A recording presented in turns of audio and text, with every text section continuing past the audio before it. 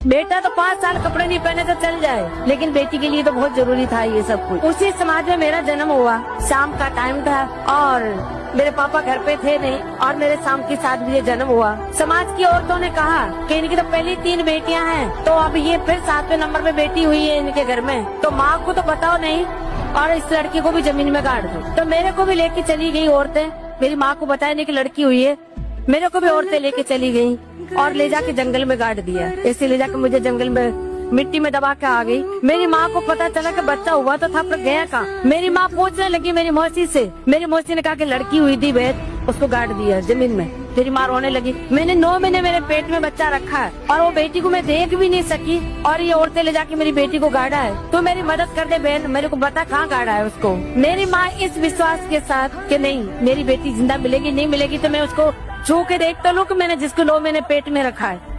इस उम्मीद के साथ मेरी माँ चली गई जंगल में मेरी मौसी के साथ। मुझे तो खोद के निकाला तो मेरी सांसें चल रही थी और मैं मेरी माँ को जिंदा मिली। ऐसे करते करते मैं 7-8 साल की थी। उस घर में मैं डांस कर रही थी और वहाँ पे टूरिज्म डिपार्टमेंट के लोगों की नजर पड़ी। उन्होंने मुझे स्टेज थकाने का मौका दिया। जो भी मुझे देखते ये कहते कि ये लड़की बहुत आगे जाएगी, बहुत आगे जाएगी, इसमें भगवान ने वो कला दी। उस आगे आगे के चक्कर में मैं 100 पैसे कन नहीं जा। उसी आगे आगे के चक्कर में मुझे भारत सरकार ने पद्मश्री दी,